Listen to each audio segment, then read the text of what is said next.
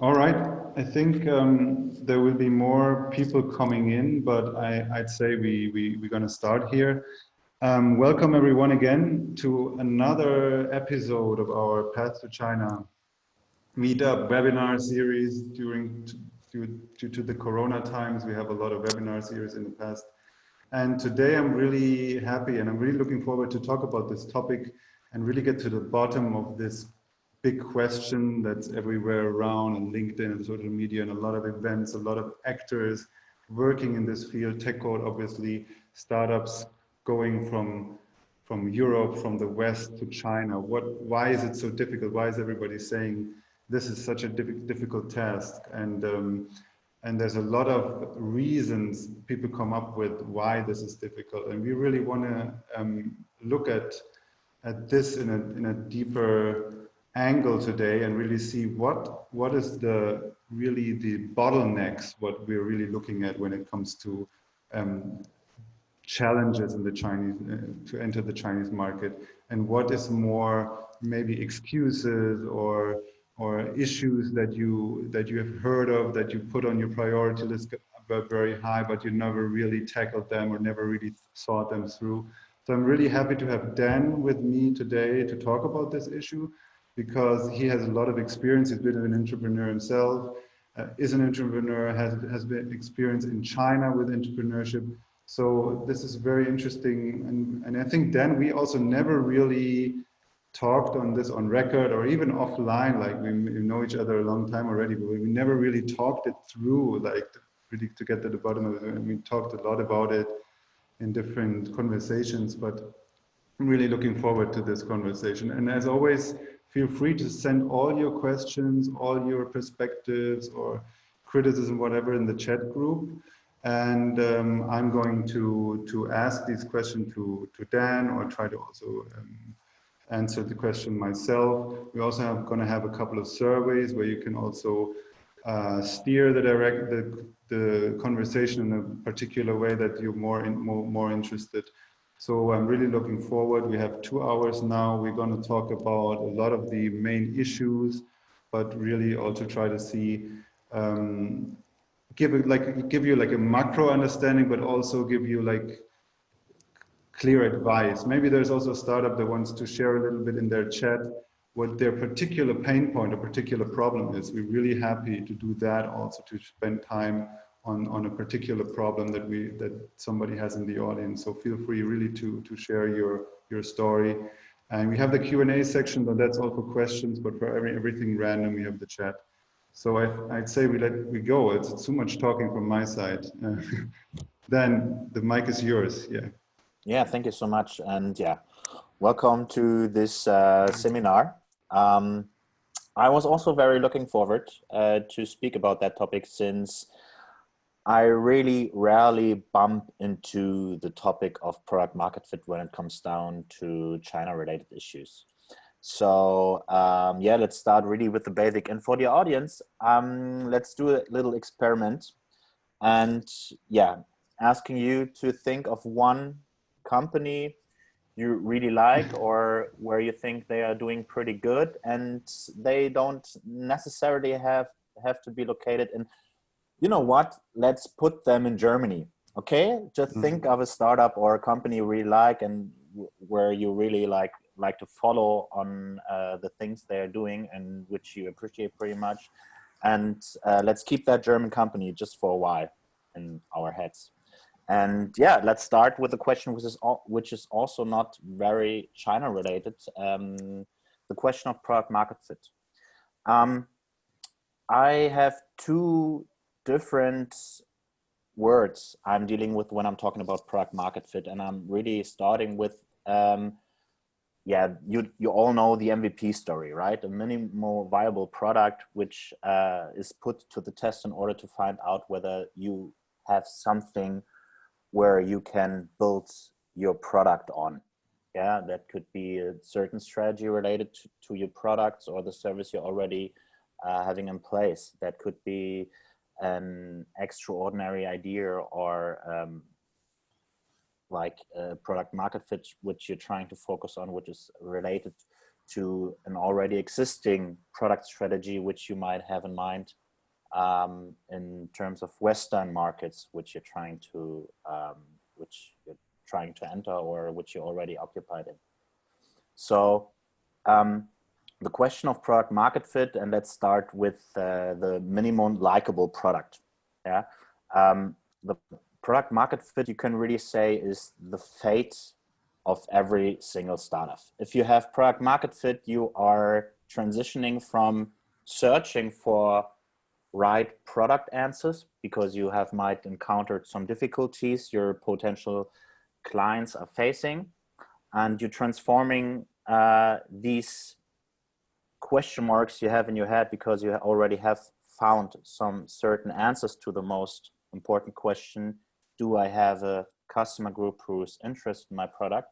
You're transitioning from that state for building a product which is based on the learnings you acquired within a certain spread of time. Could be a month, could be a week or something, because you really have to de-risk in every stage of your product, which means you have to find out what are you dealing with in terms of your potential customer base as early as possible.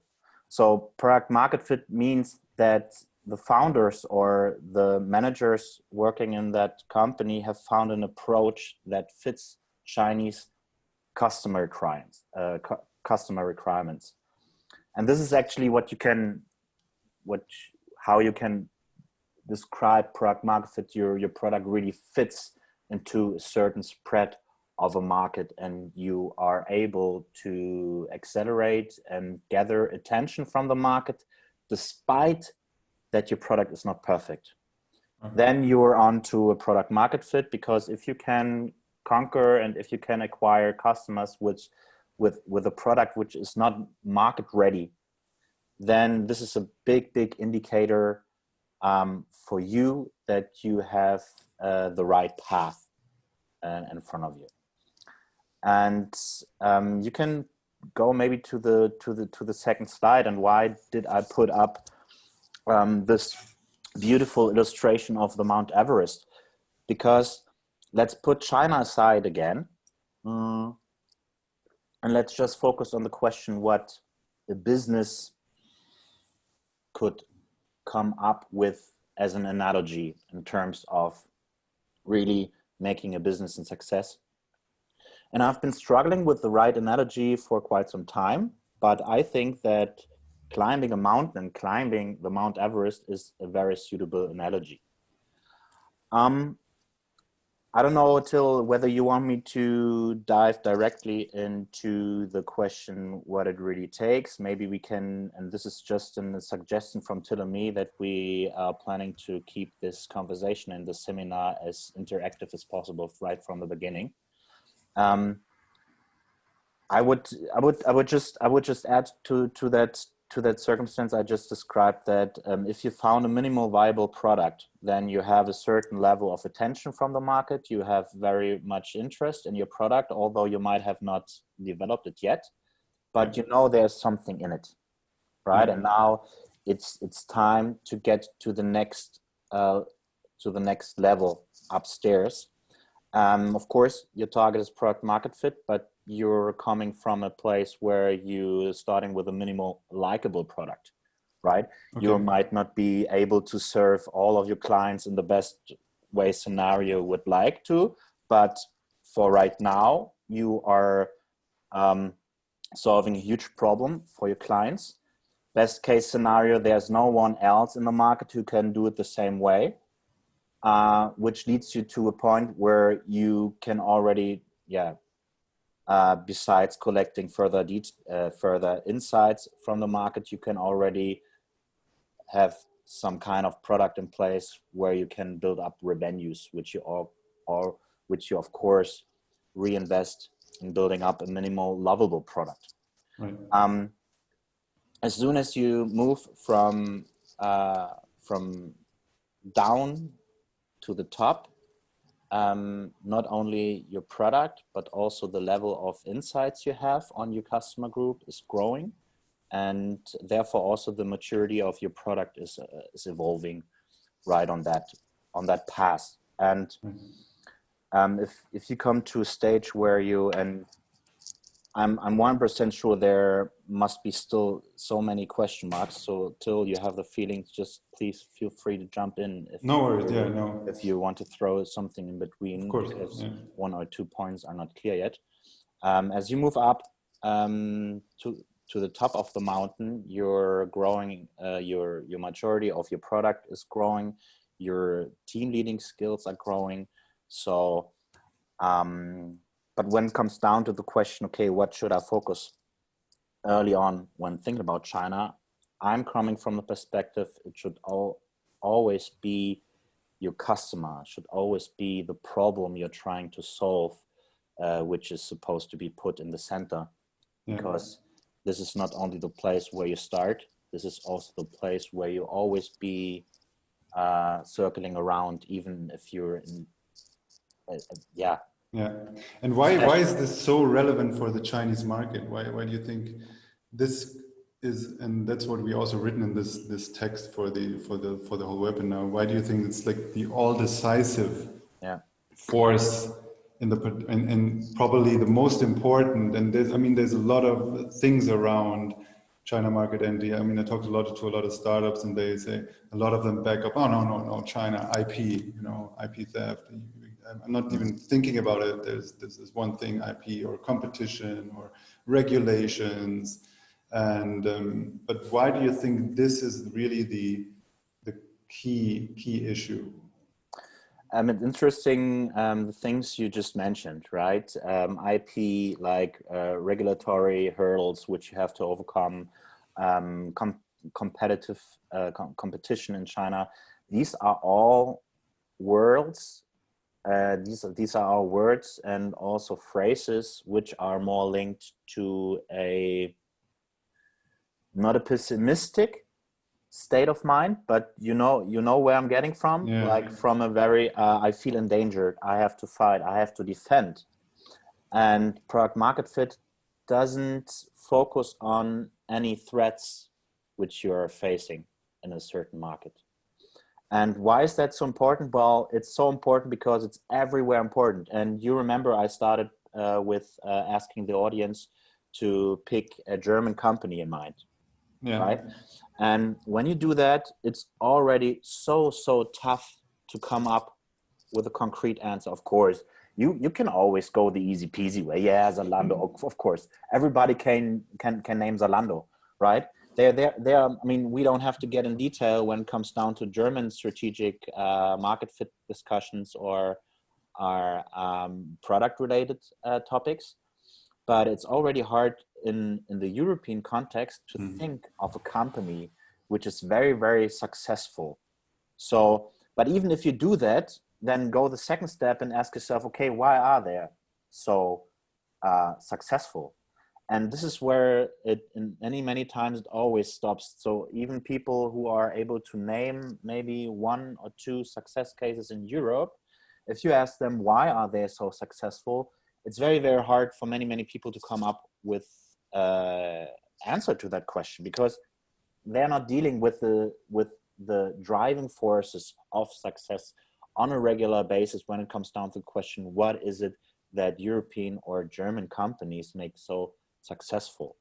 Right. And the challenge you have in China is not in the core, like from my perspective, the main core challenges which you're facing in China are totally the same as the challenges you're facing in Europe.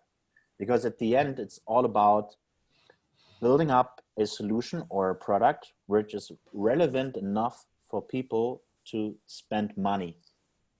It's very, very simple.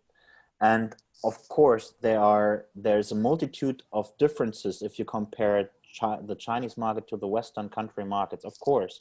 But this is what Western companies have done for years, also for other markets when they went into India or into South America or even in the US. You have to adapt.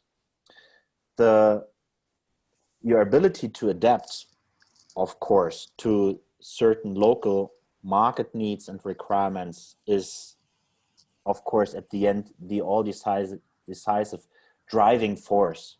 And we might lack a lot of experience and knowledge to do that the same way we would do it if we want to if we would set out to be building a company in South America or US, right? But the challenges are still the same. So if you are not able to do early product sparring, which means that as early as possible, walking in your customer's shoes and really understand what are they suffering from, or what is it that they are driven by on a regular basis, on a daily basis. If you cannot do that, you won't even have the slightest chance in East Timbuktu, in Poland, in Germany, in Switzerland, in France, and of course, not in China. But the point I'm trying to make is really, this is not a question about China-specific challenges, but about challenges which every entrepreneur has to face. And of course, if you're not able to control this symphony of different tools which you need in order to succeed in a market, if you are not able to do that in Germany or Europe, then you for sure won't have any chance doing that in China. And this is also one more reason why I put up the Mount Everest, right? Imagine you're striving to climb the Mount Everest. Do you have to overcome regulatory issues? Of course. You will also have to apply for the Tibet travel permit. You also will have to do that.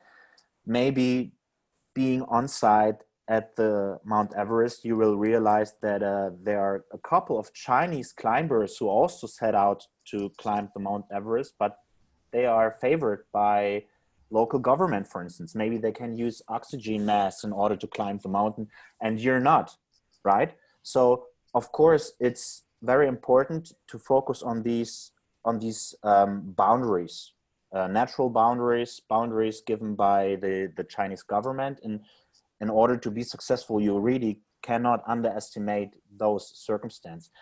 But at the end, there's one single question.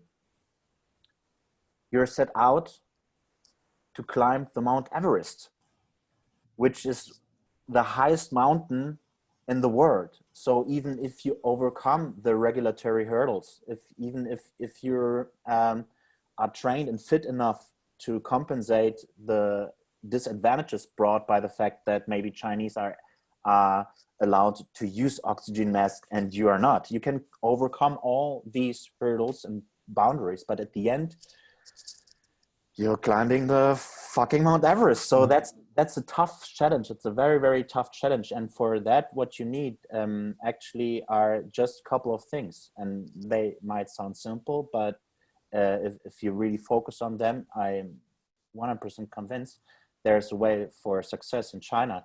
And this is the product which you have in your back package, right? Everywhere you go, you're taking your product with you, and it has to be good. Of course, you need a team, and this team need to really be fit. So they have to prepare for 1 or 2 years in order to be able to overcome the stressful and very, very challenging circumstances which you're being faced by when walking up the Mount Everest.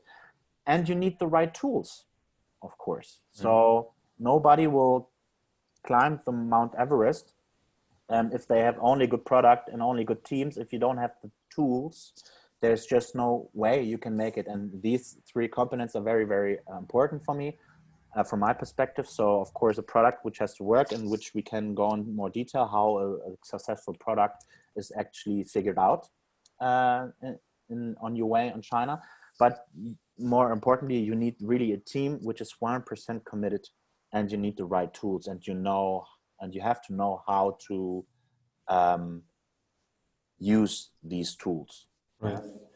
And one question I got in this whole product. So is China, because you talked about the product sparring, which is very important, which is probably important in every market, but is particular important in China, and why? And is there also more possibilities, more tools, or more readiness from the consumers to do product sparring with you? When you talk, for example, about the of digital products or stuff like that. My microphone was not working for the first part of the question. So the topic was sparring on customer side. Yeah, so I just said that sparring in itself is important for every market, but why is it particular? Is it particularly important in China? Is it also particular possible, or is there more tools and more ways how to do product sparring in China? Well, I mean, from the product perspective, there is a certain range of tools which you should be familiar with, right? In order to collect product-related or solution-related feedback from your customer group, right? Actually, China is not very special in terms of what you can do, but China is very special in how extensive and intensively you can use all these tools. Where you need, in Western countries, for instance, you need much more creativity. You have to be willing to put much more in a basket for an early stage potential customer in order to get feedback, right? Because specifically Germans are struggling with that due to the circumstance that they're dealing with the German customers, that it's very, very hard for German customers to get them engaged in a very early product stage.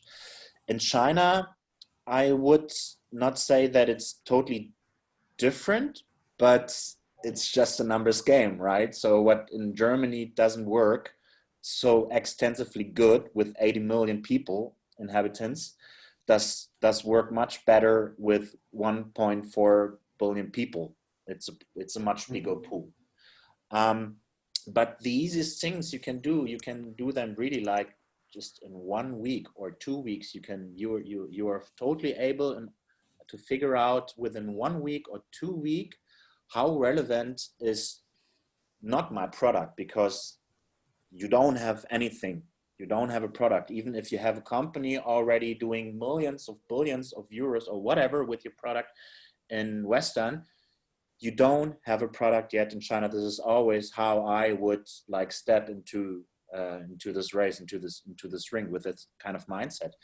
But then again, it's as I said, not related to really much time effort and also financial effort, because you can easily set up a landing page, for instance, where you just simulate different aspects of your solution or the product which you have in mind. You can even do A, B, C split run tests where you have different approaches or hypotheses your product approach is based on, which you can put on a landing page and then see which website version gets more clicks and more conversions, right?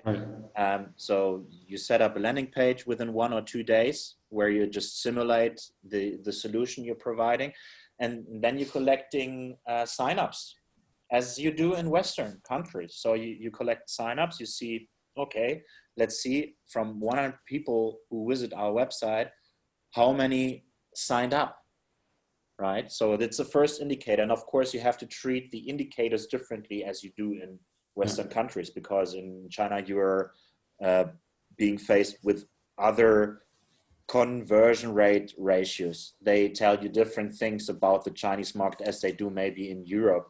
Many Chinese, they have like thousands of email addresses they use randomly. So an indicator of signing somewhere up doesn't mean necessarily the same as an interest a customer is giving you, or is giving you the illustration of, as it would be in Germany, right? Where I'm signing up, I have like very high interest. But then again, it's just a question of numbers game. So as soon as, for instance, you have the signups, you go into interviews with potential Chinese customers. So everything you know this Wizard of Oz test. It's a it's a famous word, or it's a famous phrase for a test which is also very intensively done by Western entrepreneurs. And the Wizard of Oz test, for instance, comes very handy when you have a tech product where you know we're going to build a platform which enables side A to communicate with side B, and we are in the middle because we are a platform, right? And we want to create a platform, for instance. Then the Wizard of Oz test lets you just create the illusion of a platform, and every request coming in from a potential customer is bridged via people who are really working in the background. You don't have a big company, you don't have a big set of customers, so you don't need a finished platform in order to test whether your solution is even working, right? And I see this so often also in Germany, then also specifically not the real only big corporates. We all shouting out at the big corporates. They are not fast enough. They are not innovative enough. But I see this so oftentimes also with very young entrepreneurs. They have the idea, and they are so much in love with their idea that they're trying to build a complete version of the product they have in mind. Right. And the rule number one is always try to fall in love with your customers' problems and not with your own solution. And this philosophy is actually very, very, very, very easy to understand. If you're not 100% sure that your solution works, then try to find out more stuff about your customer group in order to really be sure that each and every euro or dollar I invest in building up my solution, especially when you have a digital product, is only being taken care of if you know really that this solution works. And this is why this is not a China topic, but this is more like a general topic. And imagine, I mean, there are so many companies and they're struggling with the German market, right? They cannot really succeed in the German market because building up startup, building up a company and products customer pay for is a fucking hard thing to do. It's a fucking hard thing to do, and especially in China, right? But in China is like a catalyst, right? It brings everything. It makes everything much more illustrative and much more seeable and much more visible as any other market, right? In Germany, maybe you're not that good in sales, maybe you're not that good in marketing, but you still found a way to compete with other companies, and you're kind of feel like, we're still doing it, we're still managing it. In China, you won't last a week. Yeah, it's very much live or die in China, right? And that's also what is the mindset of the entrepreneur is different. And what I was just thinking about, maybe also the mindset of China entrepreneur is more product or customer oriented, because they're really much looking about the entrepreneurial mindset is really, how can I make money? How can I be faster than my competitor? And then the first go-to strategy is really how can I solve the problem better of my customer than my competitor? And it's not about this real Western kind of idealistic world where we come from. I got this original product that I made up, and it's a technological product, and I love it, and it's so beautiful. I want to put it on the market, and this is completely the other way around. And there's a lot of other ideas are connected to that, that the whole IP thing as well, that in China where you copy something, it's just a very normal way of going about business. Or somebody came up with an idea, oh, interesting, I just do it in a slightly different way, maybe I'm going to be more successful.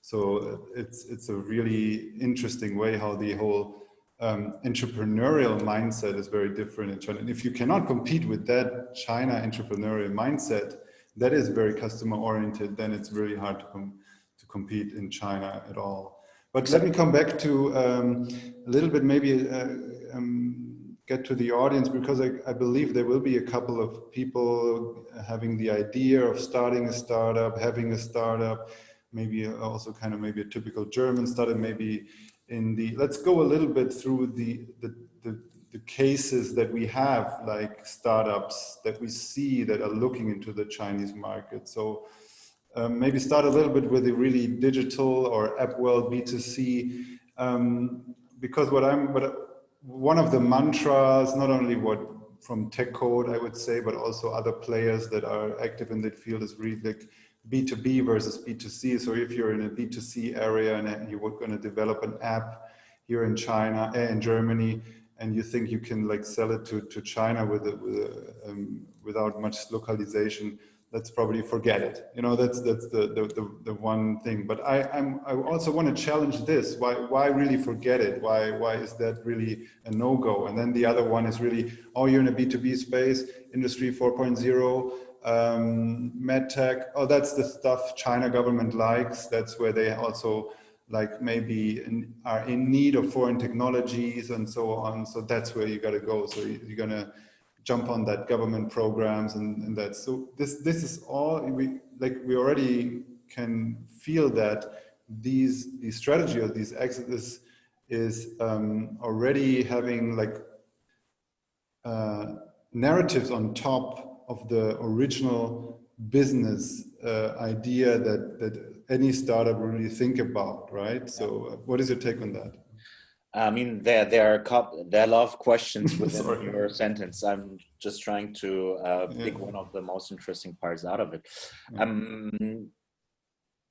Maybe you can you just brought up the point of the different entrepreneurship mindset, right? Maybe we will get back to the other ones anyway, and we can avoid that. B2C, B2B. Well, these are just words, and the word and all the business inside are so big that there are so many business cases. It's very, very hard to come up with one general answer to what a startup should focus on, right? I would never, trying to persuade a startup, well, you have a B2B case, let's stay out of China would be the best, right? It's not the right way to do, because maybe there's something about that company or something about their special expertise doesn't necessarily has to be related to a product which is already existing. Sometimes even the expertise of a certain startup or a company, which is very, very interesting, which opens up so many doors. And of course, when you can confirm that, right? When you're talking to a startup and they are building a digital whatever, and we want to go to China, your first reaction is always, okay, sure, hit me, of course, right? But more in a way of, okay, tell me what you guys doing. Like, I really want to know, because I don't think that it's gonna be working out, because you're digital, and digital is just not a product, right? As it is not in China, it is not in Germany. It's always just a tool. Digital, the platform or to build a digital product is just digitalization is just a tool. If you know how to pair it with innovation and creative product thinking, then you have a chance. But if it's just that, then you won't succeed. There's just no way. And you always have some exceptions, right? Maybe some of you guys know Kitchen Stories. They are located in Germany. They never targeted the Chinese market in specific, but soon after, Kitchen Stories like created a certain kind of pace within the Android and iOS stores, and they were able to collect like a huge amount of Chinese customers, and they did this really by just not adjusting it at all, besides language, to the Chinese market. But the reason why for kitchen stories, that was something which just worked out. I mean, they had more than 35, and I think even now they have more than 40% of the customers coming from China. Oh, really? Wow. Yeah, and they're doing it all from Germany. And if you really want to understand why that in specific worked out, you just have to try to understand how Kitchen Story actually works. And for Kitchen Story, it was from the beginning, it was really like the focus on European cuisine and European food, which made the platform a huge success in China. And despite that circumstance, that learning how to cook or learning how to create a Western cuisine was a big reach, and it was a big thing for Kitchen Stories, which is why they became so popular. Even now, more than 70% or 80% of the recipes are downloaded or consumed by Chinese are China cuisine. So this is interesting, where like a Western company with a digital product, which in the core is much more about content and the way how you handle your specific customer group and your user groups, but a company which at the beginning really came with a totally Western product and found a huge attention in China because they were transporting something which cannot easily be copied in China. That was the content level they had, and the backlog of really like very, very good content creation linked to European cuisine, but that was more like a Trojan horse, right? They were riding, but they became very, very successful, and those are cases who prove that. And this is interesting. Why is this interesting? Because Kitchen Story did that without any marketing budget in China.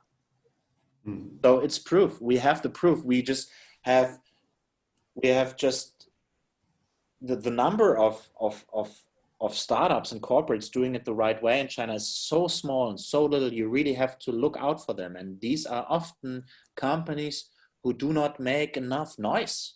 They flying under the radar, but are highly, highly popular in China. Or take Joghurtwerk. Yeah, Joghurtwerk is a German frozen yogurt brand. Yeah, not so many people know them in Germany, and not so many people know them in China, but they are killing it, right? They opening up a branch after another in Shanghai, Chengdu, and wherever they are, and they are successful. So there are many there are a couple of companies who are very, very successful in the Chinese market, but it's never because they understand China so perfectly. I can if I have the perfect product guy, he or she does exactly know what she or he is doing, doesn't speak one word Chinese, put him on a project to find out whether this could be interesting for us in the Chinese market. Done. If you have a good product manager, the language barrier, which we still often bring up when it comes to the necessary equipment which you need, right? Sure, still it's much easier if you speak the language, if you have been living in China, but this is expertise you always get. The expertise how to manage products, how to run sprints, how to really deal with the customer interviews, to really look into the partner who's conducting interviews in China for you, really to find out, is he or she asking the right question? Do they understand the procedure of how you ask and how you conduct those surveys, and de-risking your hypotheses? This is really like the main skill set which you really, really need. All the rest is manageable. Right. And there are actually also a couple of, but let me challenge this at one point. So, for example, Uber, right? They went to China. they did everything right, as you would say. I mean, Did they? they worked together with a local partner.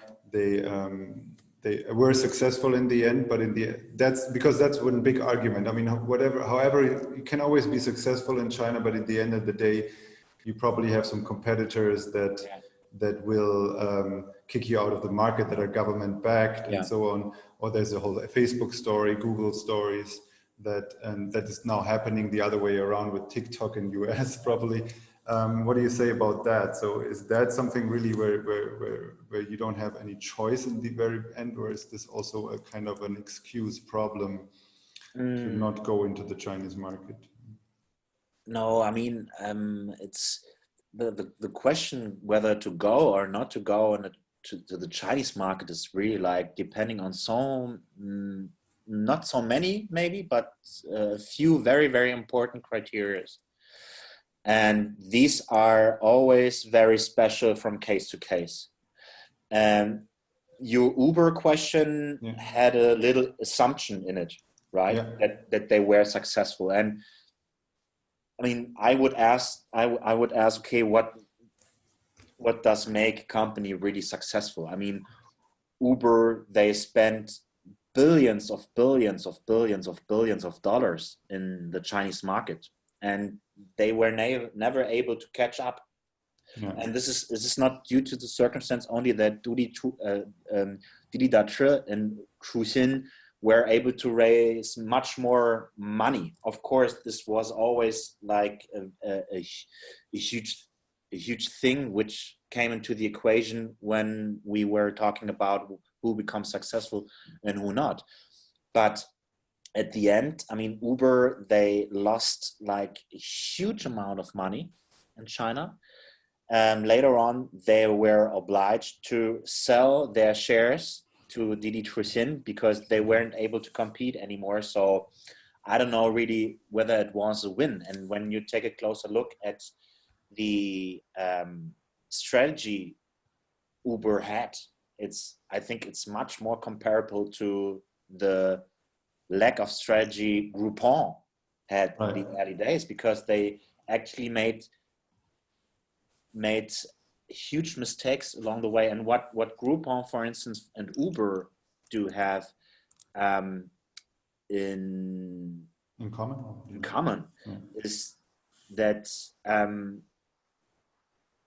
they really didn't empower local management. Yeah. And this is what all these companies have in common. No matter if you take a look at Groupon, at eBay, Amazon, Uber, you name it. You name it. They all did the same mistake. They were parachuting management executives over China. Yeah. And it was more a military maneuver over years. How they were very they really always made the impression they're going to war, because this is how you go to China, right? If you go to China, you go to war. Maybe sometimes, right? But in order to really find out where is your specific product market fit, this is not something you can really solve with money. And Alibaba has proven it with eBay along the way, that just deep pockets and management skills, which had proven to be successful in Western states, Western countries.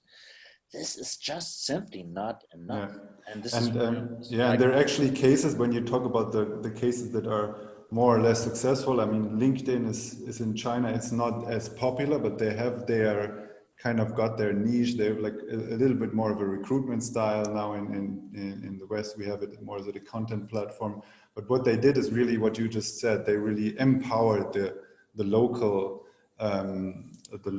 management and hired a lot of Chinese managers and gave them the authority to manage the products themselves. And then you have Qunar, for example, which is a Chinese company, but what you don't know is actually that it was founded or co-founded by a Western guy. And he very early on, he completely gave all the power to the Chinese co-founder. Exactly. And especially, actually, what's very funny, because we talked about it, to the product development completely handed over to the Chinese co-founder. So that's right. So a lot of these companies, what they did wrong is really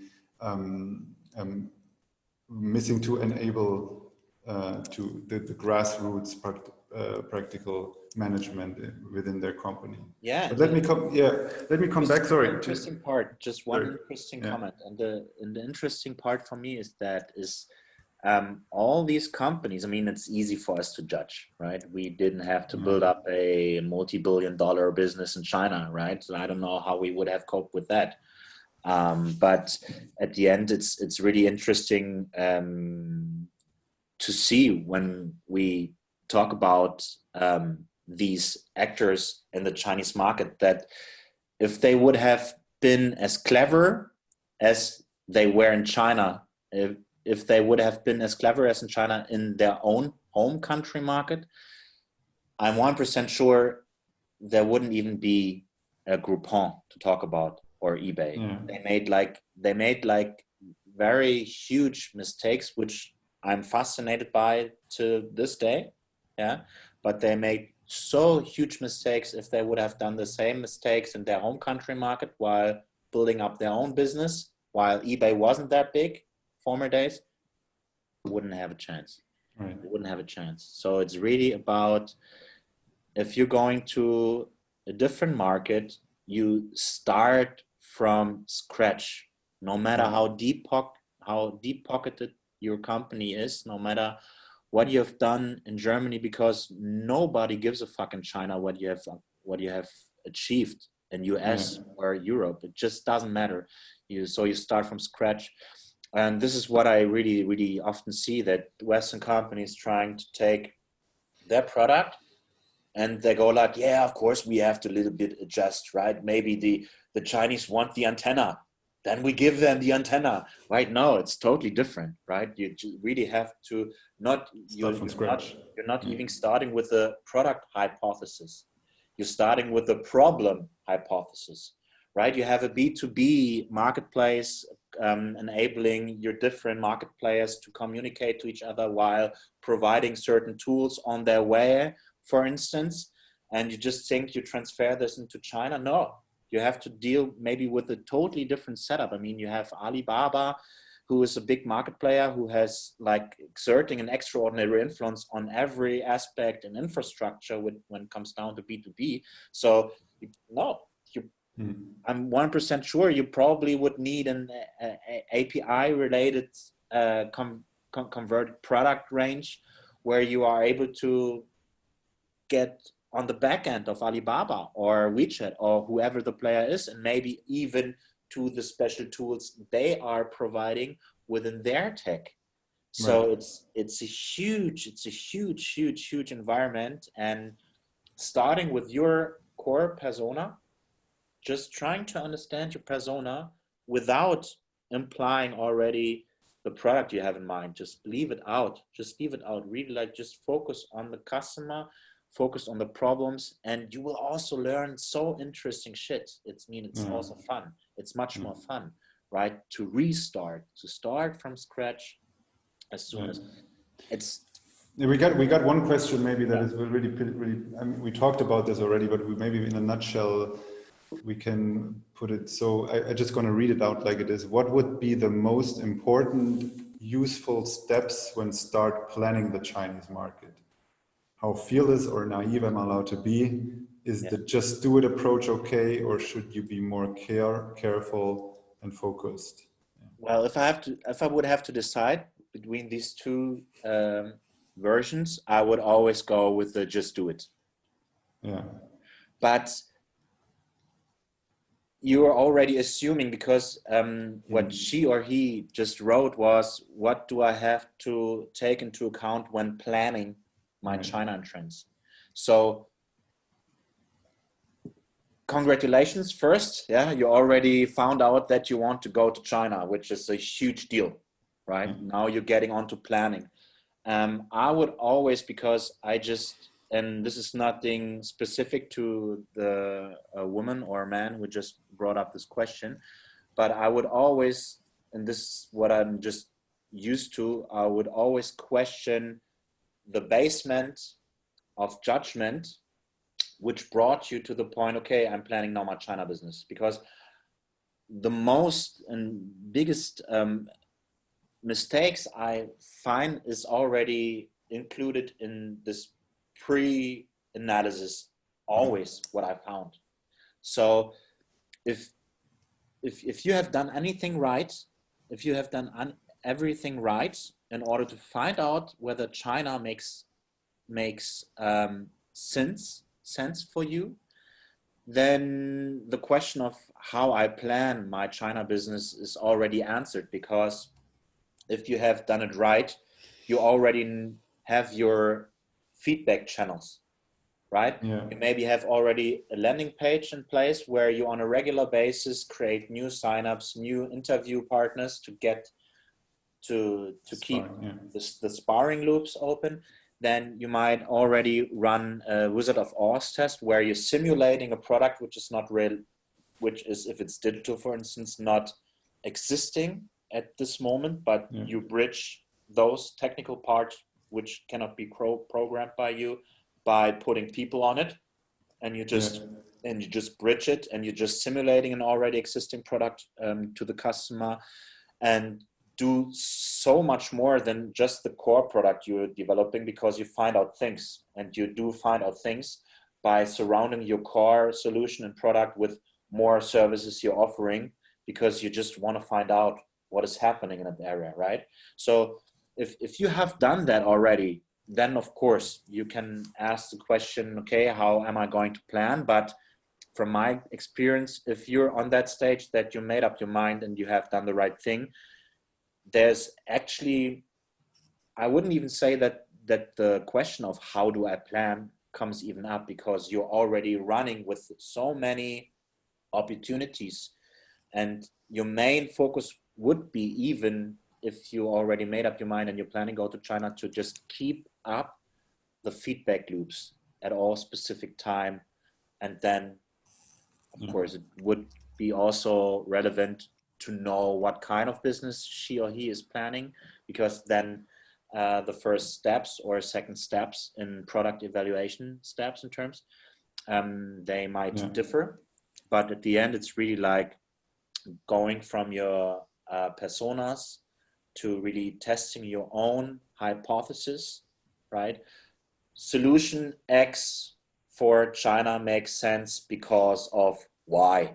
Yeah, really, it's really about the background of probably of this question. What kind of case is there? I mean, what I see a lot, there's a lot these German, let's say, for example, B2B industry startups that have already done kind of their homework in Germany, and now are looking, oh, Chinese market is so big, I should do something about it. I'm kind of missing out on something, like this fear of missing out. And this is what you talked about. So where does this motivation actually come from? Is there really something you heard, or some colleague from China said, this what you're doing in Germany is exactly what we need here, but we need it in a slightly different way. Can you come over and do a demo? So this is a totally different approach than saying, okay, we have here, there's big market, America, India, China's the biggest, fear of missing out, we're going to China. So this is one motivation that is might be not that has to be challenged, in my opinion, that we see a lot. And then there's obviously other entrepreneurs that are in love with China, or they know China already a lot, they've been there, and then they want to build something in China. That's a whole different story. Then this question, how do I prepare, is completely different. Probably you're going to answer, just go to China and live there, buy rent a flat and stay there, and go to the events and everything, and start there, find a co-founder. So this is a whole different approach. And then so really have to, or what I just had another call with a startup, that this Western startup, for example, that are doing have a particular technology for Wi-Fi in the air, and there's a real China case, because the Chinese government is putting money into this technology, and they have this patented technology, and the other companies are not able to do it yet. So there's a clear case. I mean, yeah, so we should really try it out. Let's see if we can work together with the government. So then this question is also answered completely different. And there's like, how do I negotiate with the government? Because this is like your entry point. And then there's also a lot of B2B startups that really maybe can sell their product to the foreign companies that are in China. So it's another entry point. So yeah, I think the most important, as you just said, the most important question is like, why China? And then you really have to go down to the bottom of it. Where's the motivation coming from? Yeah, I mean, this is something which every entrepreneur has to answer for her or himself, right? So what's the motivation behind it? And at the end, behind every great product, there's a great team, which is not only possessing the required expertise and the business acumen, but who are also very reflective, you know? They really question their way, not on a regular basis in terms of every day, but from time to time, they just embrace the fact that they will never be done. Right. Yeah. Right. You go with the question mark entering Chinese market, and you hope for beautiful other question marks, which make you fall in love with the challenge. Yeah. This is what you're hoping for. And you brought up just to get back onto the preparing part of China, right?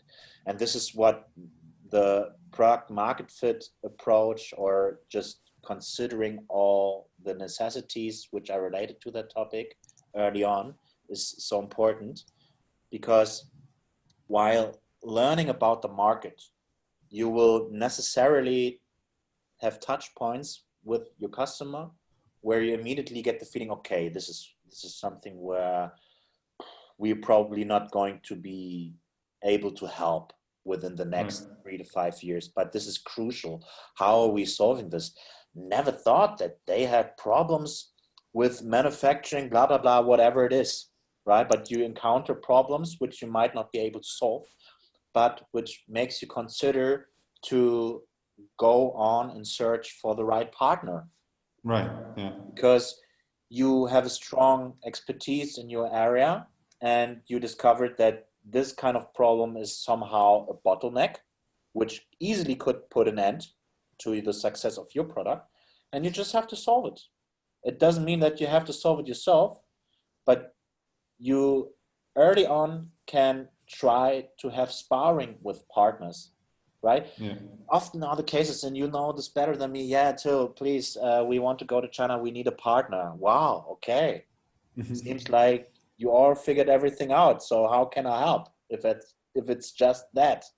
And then you ask some questions about the product and where they are and what are the sales doing, and you soon realize, okay, there's happened nothing else, just the partner search.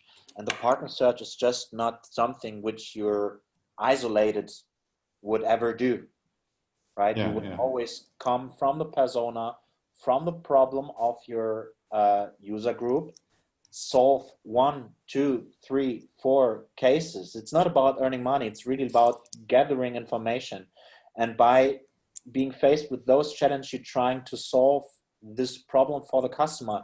It doesn't matter whether you ever plan to do it yourself in the future. No matter what, this problem is hindering you, or is your own barrier in order to drive forward your own product. So you have to solve this problem, even if it's not directly related to the product or the service you're providing. Yeah. But by doing this, you get partner on board very early on, and you can manage and you can track and you can evaluate these different partners and see who is best in order to solve these little added problem for your customer.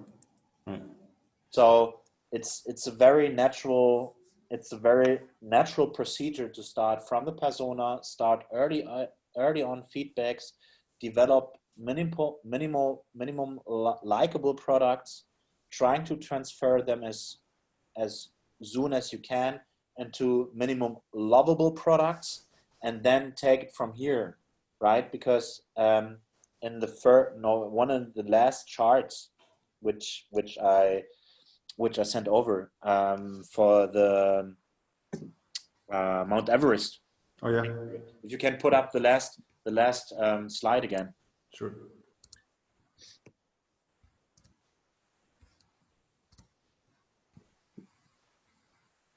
That's the one? The last one. Just go through. I don't know how to work.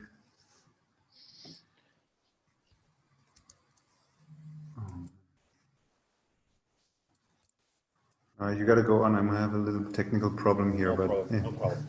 It doesn't matter. It doesn't matter. At the end, you will come to a point where you think, oh, we might have a minimum lovable product, right? Which means that you overcame some hurdles and some boundaries you discovered in your product building experience, coming to a real like working MVP, and you made it to a point where you really set out to be setting up the business in a professional way. You know, okay, now we are leaving the prototype stage. We are going to transfer this product in a much mature level, but you will never be finished.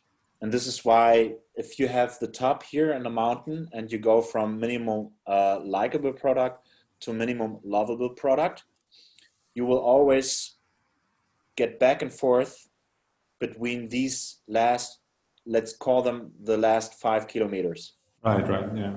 So because you might have a minimum lovable product which works for now, but as your competitors are coming more and more up and seeing what you're doing, and they're also learning from you, your advantage is, which were able to realize with your product, is going down again. So you need to invent, and you have these cycles. So you really have to enter China with the state of mind that you will never be done. There will never be one point where your product, now we are perfect, now we can go. That will never happen.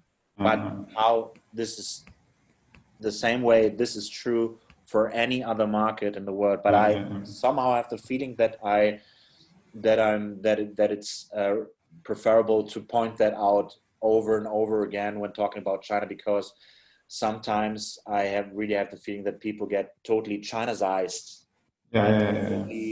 They're just thinking about the huge potential, the huge market, and they lose track of very simple and basic things, as they are thrown up with their own, passion, which is good. But people tend to lose the basics on the way when they and the same what you just said. Like a lot of people come up to you and say, we're looking for partners in China. So to put this issue on top of everything else. The same we hear a lot, and I'm taking on one question here from Ark, that I also had one on my list, that say, hey Till, hey Dan, do you have connections to investment from China? Can I go to China merely for the cause of getting an investment there, or maybe even don't go to China, maybe just register a company to get investment? Please, Mark, tell me if I'm understanding your question correctly, but what's your take on that? So thinking of China, of the VC industry, getting investment there, and not necessarily really entering the Chinese market, or also both, like how good would it be to have would Chinese money, in China actually help you, or would it be also difficult? Maybe there's also startups that have access to Chinese VC money in China, and would it then be easier to have money from the West, or to do it bootstrapped or so on? So it's two questions basically. I hope. No, it's okay. I mean, the funding is always like a never-ending story. We can go on for hours about this. How do I put this quick? If raising money in China is one of your last resorts after being on a journey where everything was very tough and very hard and we didn't come anywhere, it's definitely the worst place to look for money. Definitely. It just doesn't make sense. I mean, everybody, I don't want to bore the people. Okay. So I'm not going to talk about how fundraising in China really works. There are multiple articles, papers on how to raise money in China and why it is difficult, but it's a little bit like, to get back to our example, if you couldn't make it to climb the Zugspitze, don't ask for money to get to the Mount Everest. Yeah, yeah. It just doesn't make sense. And raising money in China is such a huge pain in the ass. It's just really, and I have many friends. They are talking very seriously to Chinese investment companies, huge deals, like huge tickets. But what do all they have in common? They have a very broad line of Western VCs also standing in line. So this is not the problem. If you're able to raise money in China, congratulations. You must have done so many things right on so many different other scenario occasions that this is just really like a little thing to be add on.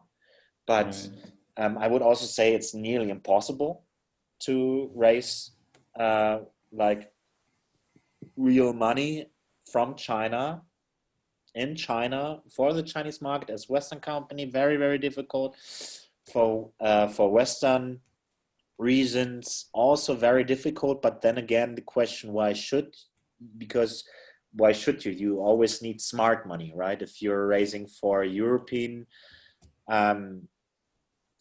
markets, then it can make sense to get a Chinese investor on board, because you're already maybe playing with the idea of going also to Asia or to other countries.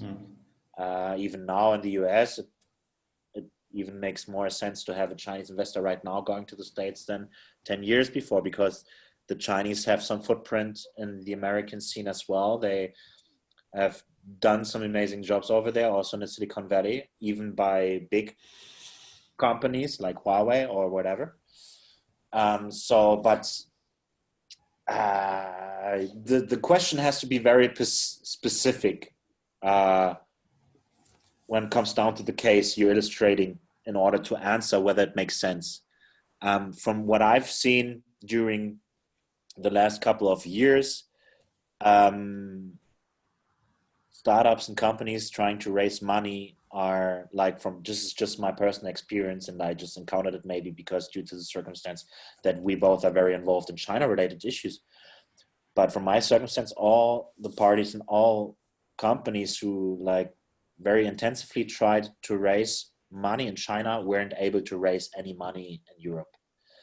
Yeah. This is what I often have said. Okay, we weren't able to raise here, so let's raise there.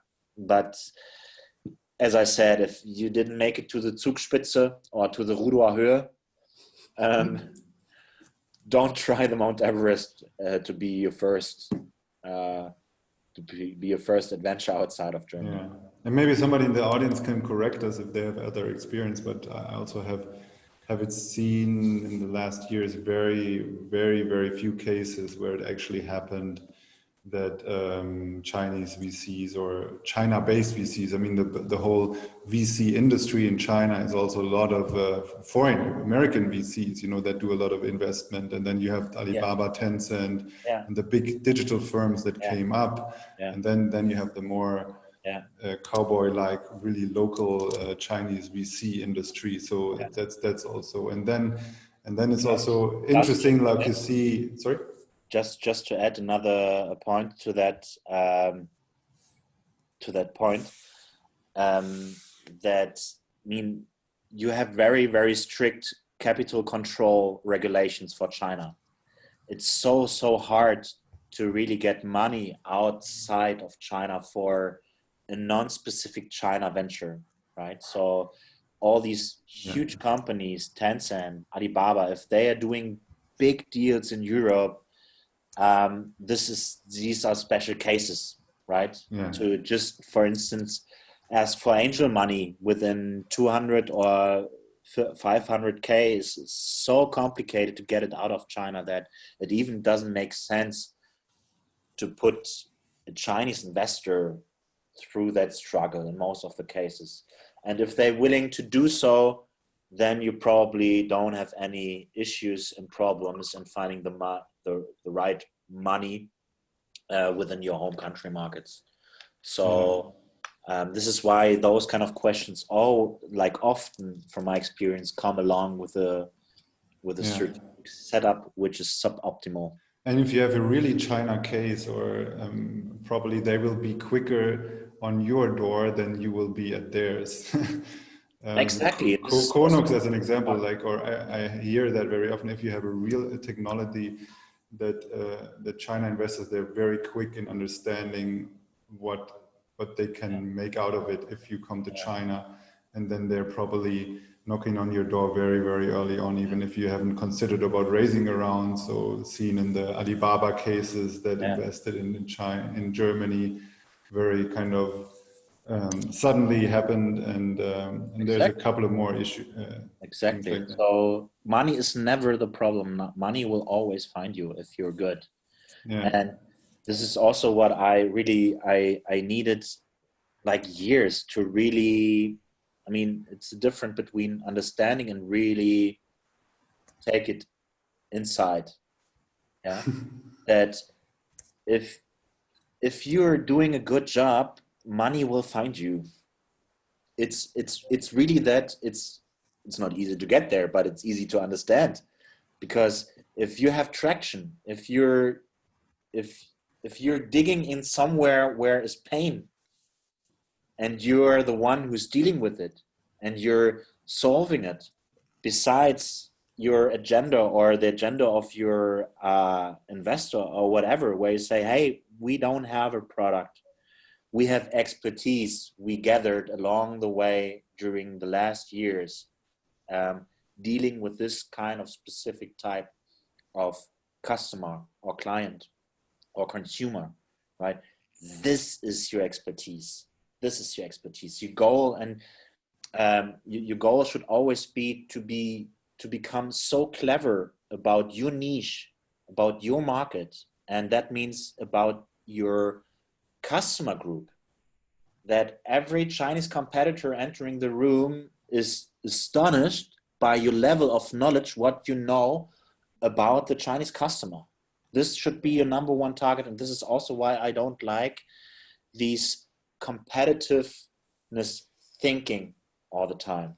Because I might not be able to tell you who it was, but I consulted a vice president of a Fortune 500 company in Germany. Let's say they're making home appliance services. Okay. So, and what I often see, and this was also true with that case, is that they are driven by fear, right? Yeah, we cannot go around the Chinese market, so we have to be there. Okay, let's learn as much as about our competitors as humanly possible in order to being also aware when we are maybe going to be attacked or how we have to handle it. Yeah, do all that, no problem. It will make you open up. It will maybe get you also inspiration and which direction maybe to think with your product, or in terms of the market, or what are they doing on the artificial intelligence side. Whatever they are doing, just do it by doing your research and your market analysis and your competitive advantage analysis and whatnot. But the main part is to always and steadily talk to your own clients. You won't beat the competition if you are oriented on your competition. You will never excel. You will never be better as an Huawei. You will never be better than an Alibaba or WeChat by just looking at what they are doing, because they are, guess what? They are 2 years ahead. Right. Their product teams working on solution already for the next 5-6 years. And if you're always just focusing on what your competition is doing, then you will never beat them and you will never be cleverer. So take a look at what all others are doing. That it's not wrong, but make the problems of your customer group your home. Right. This is your home. This is where you excel. This is where you are shining. This is the place where you can shine. And yeah, the Chinese, they are very, very clever and they're very, very fast. But don't forget, they have 1.4 billion people. So even if they would be half as good as we are, they would be having 10 more successful product cases than we have, because it's simply a numbers game to a certain extent. And you can only beat the numbers game by coming up with the quality and product thinking, which we need much, much more in Germany anyway. Right. Even if China was not on the radar, even if we were just having a typical German discussion, the discussion we just had, it would be 99% the same discussion. Nothing would be different. Yeah. China.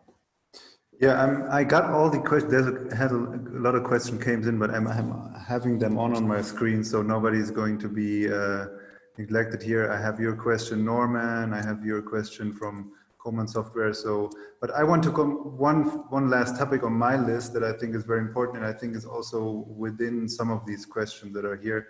Before we go really one by one, I think is really the question of IP, because that's another big one when you come to the same way as we just mentioned. Hey, Dan, do you have a Chinese partner? Hey, Dan, do you have a Chinese investor that wants to give?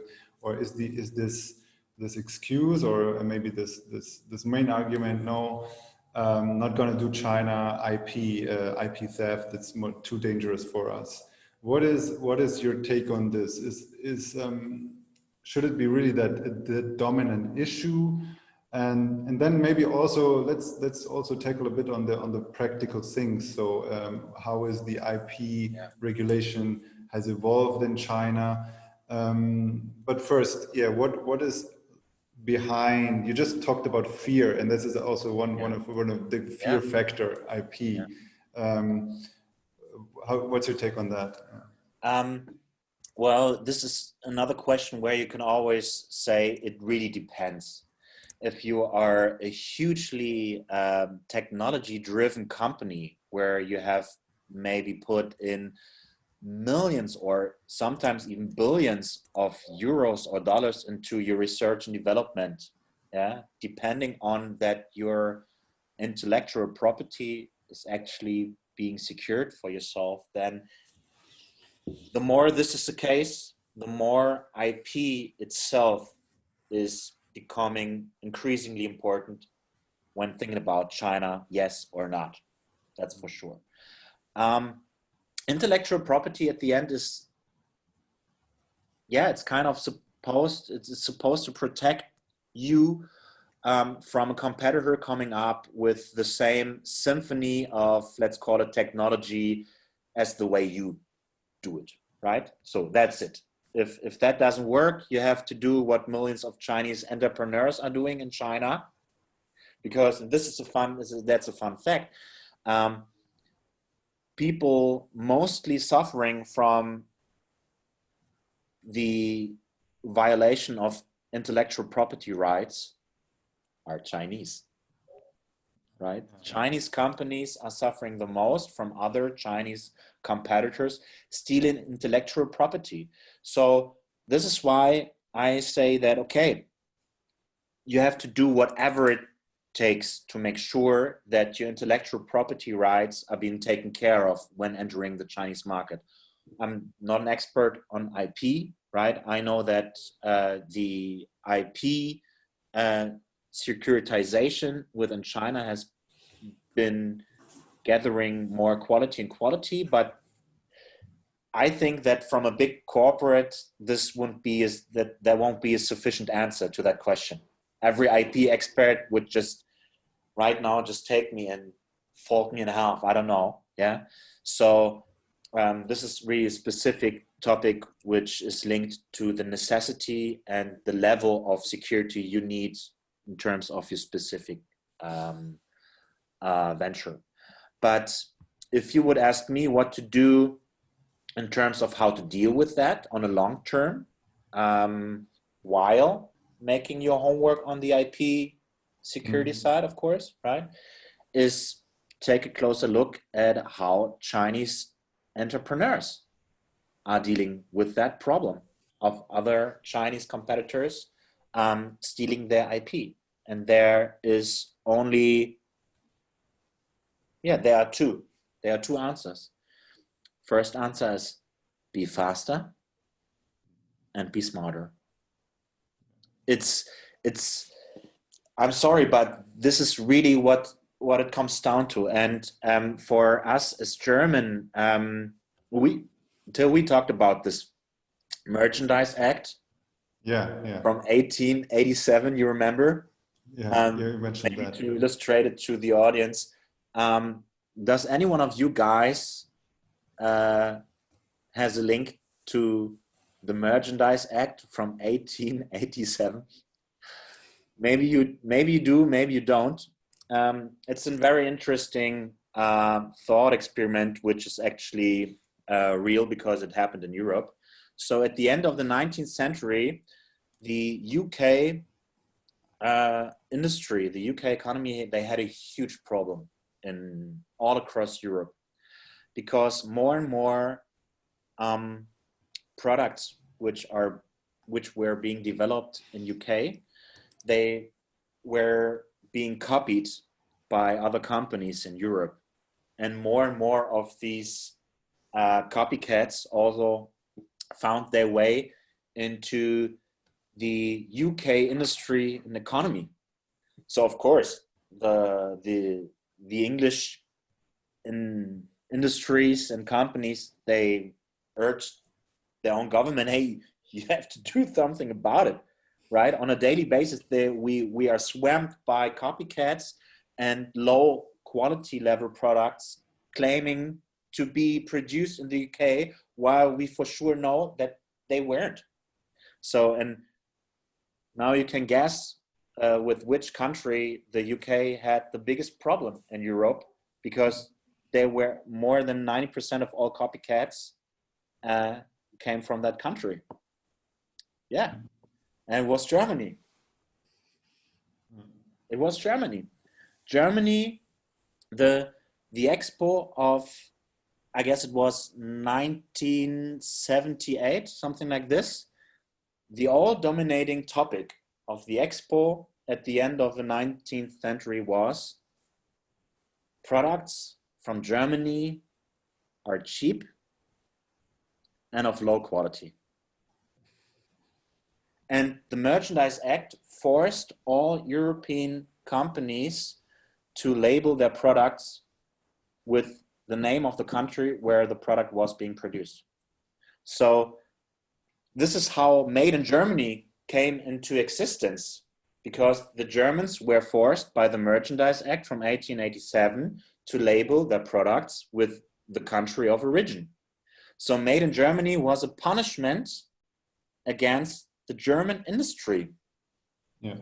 So we are very, very familiar with, actually we should be very, very familiar with this specific part of history, because it would teach us much, much more about how or what we should do in order to understand what is happening in China, right? China, and this is how we became Made in Germany. We copied whatever we could copy. We copied the shit out of the world, yeah? Out of UK for sure. And then we adapted those solutions and we adjusted those solutions to our own requirement. And once we got there, we started to innovate. And this is where China is right now, right? They have learned and gathered expertise all across the world. They have adapted those unique selling propositions or these product criteria to their own requirements. And now they're at the brink, or have already overcome the brink, of innovating. So creating things which are totally new. Yeah. So not only does a pure IP focus keeps you away from ever being able to be successful in China, because if you only focus on your IP, this is even something you should never do in Germany or Europe. If you focus on your IP, for sure, of course you can be safe for a couple of years, right? But if you really rely so hardly on what you think is yours, if you think you're entitled to anything and you want to keep hold of it, there's just no way you will succeed. Because in those moments and these periods of time where you just rely on what you think you are entitled to, which might be true from an IP standpoint of view, I don't want to argue that, right? But as long as you do that, you're out of the feedback loops. You will never treat the quality of the feedback channels you are coming up with in order to learn and to pivot. You will never get the quality of your feedback channels and feedback loops to the level you needed in order to innovate constantly.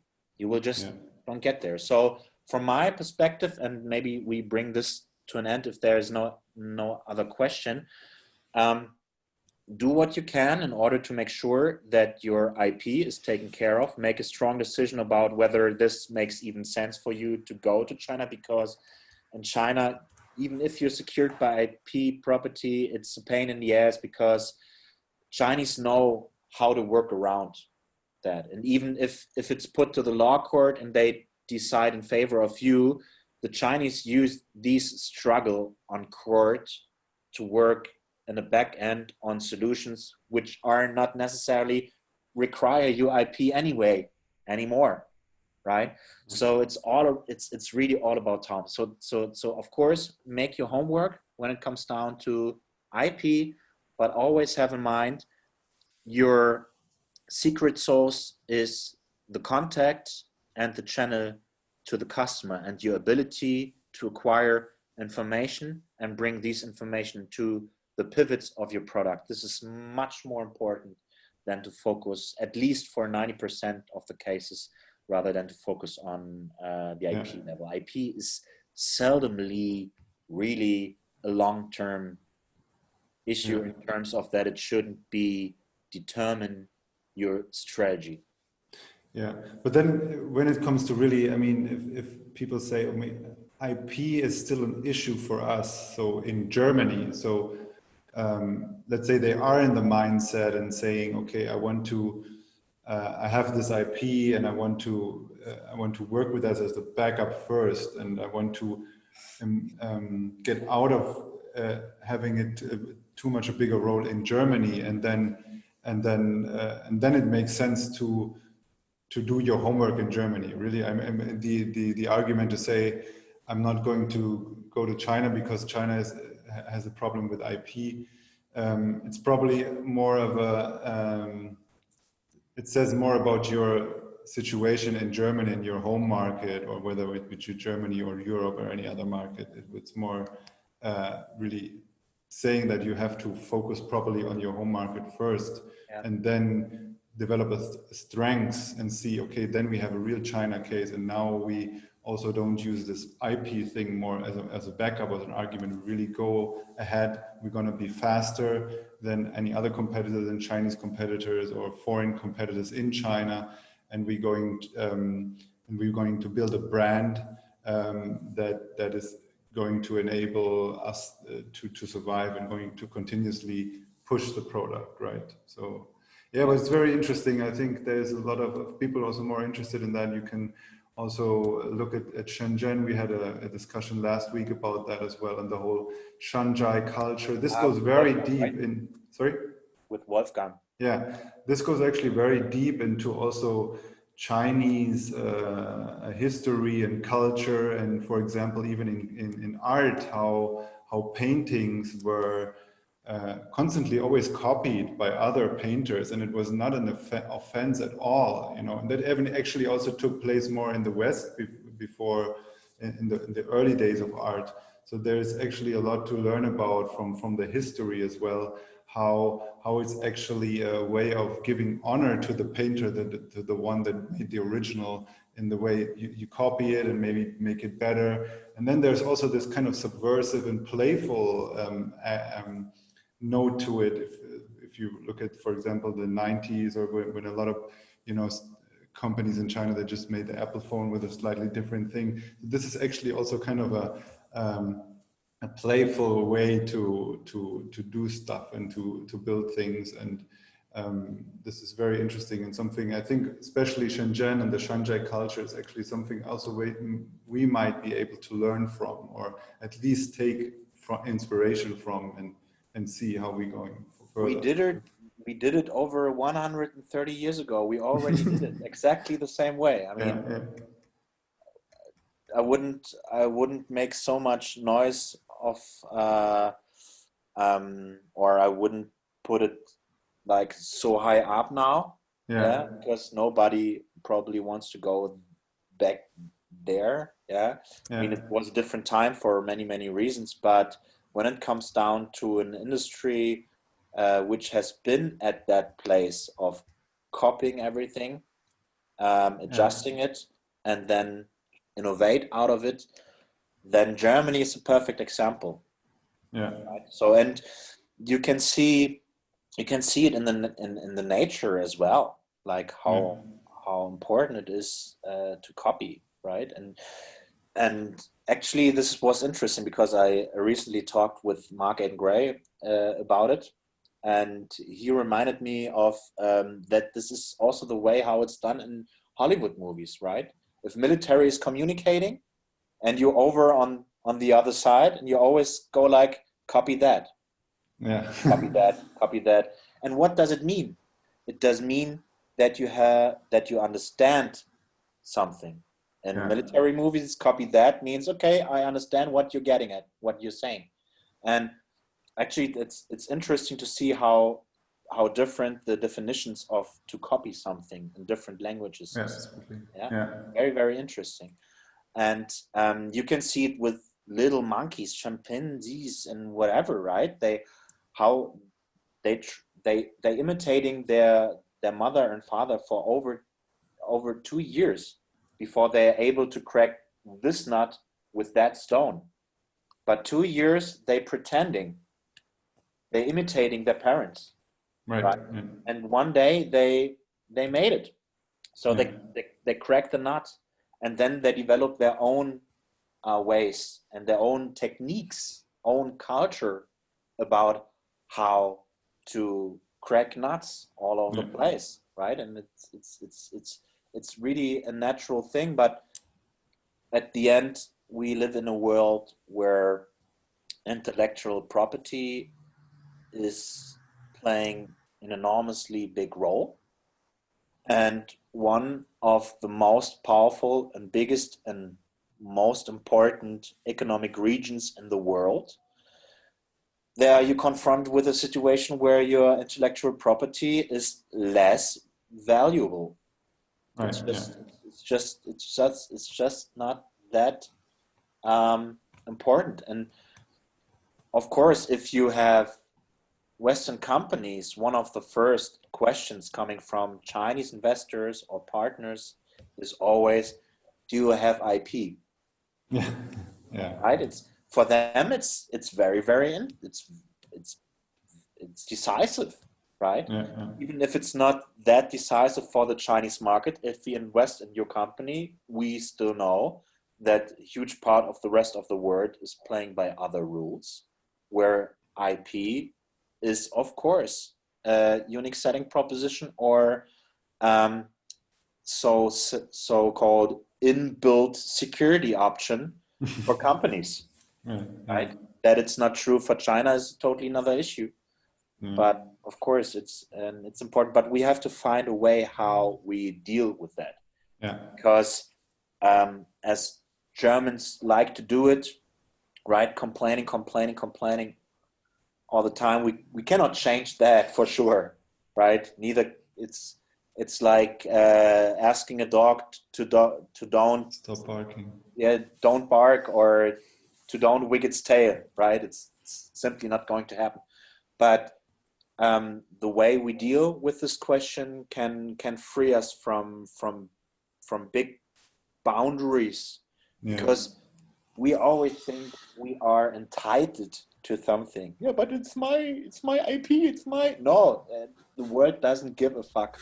Yeah, I cannot clearly say it much more.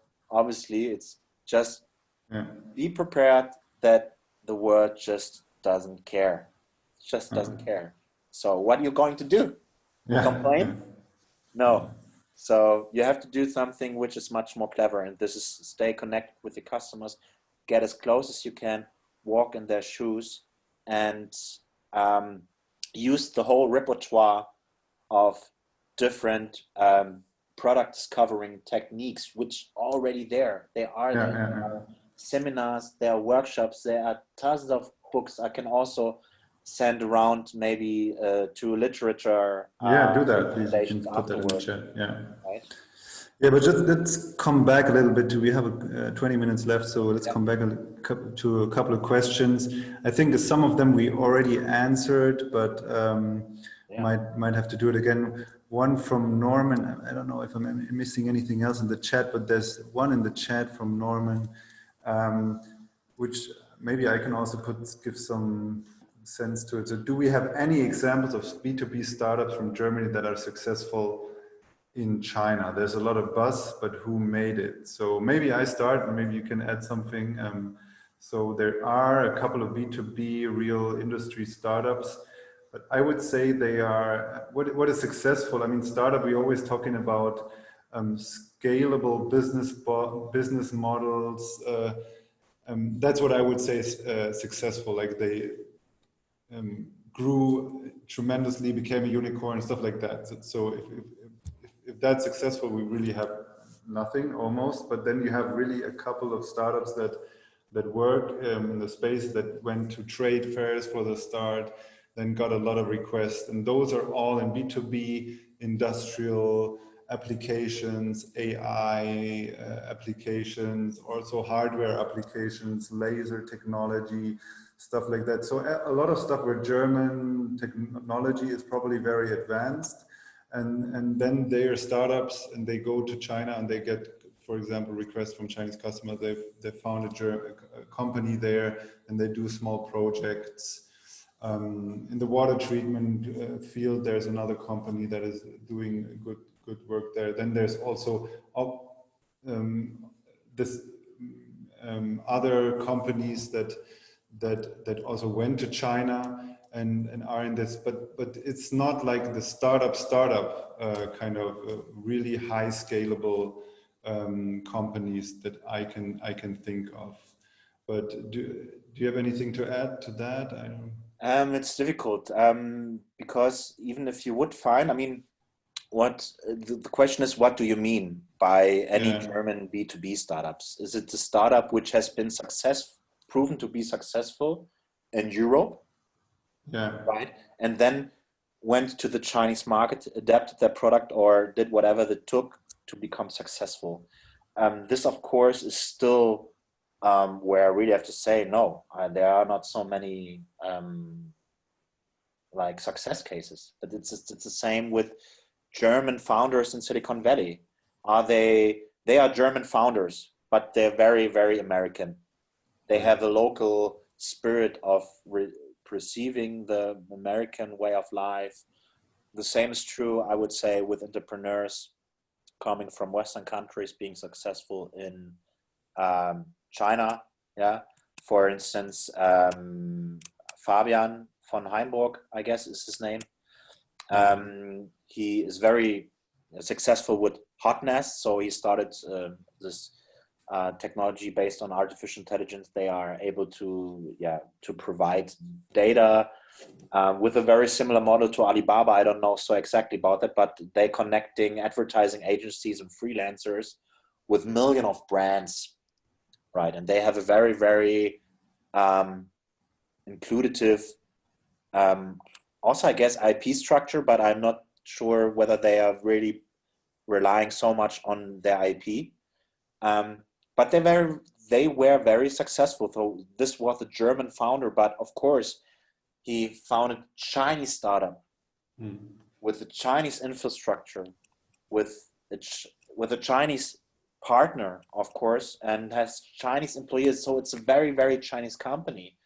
And besides a specific frame of consumer products, luxury, or be it non-luxury, be it automotive or skincare or whatever, there's a very, very small number of, I would say, Western companies who really did it in China. And if they did, they really became Chinese, 100% Chinese, with a 100% commitment on CEO level.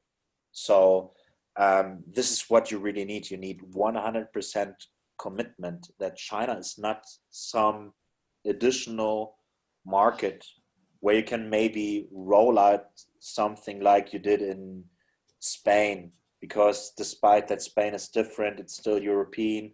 You have close learning ways. You have a very common European ecosystem still, right? No, it's totally different. So you need to be prepared that you're really building a really, really, really Chinese company. Yeah, and that's true also for the big corporates now more and more, because they treated China for a long time as one of the best and biggest market where we can sell the cars. But now more and more they have to use China as a standalone market, because there's more and more competition coming up, and have to look in the market more and put also more R&D over there, because they have to compete more and more with other brands that are coming up, especially if you look at, for example, automotive, with the e-mobility coming up and brands coming up, and through the whole digitalizations, brands are easier to build up, or they have better connection to the customers. So this is also true for the established companies that have been a long time in China. And plus China is not equal to China.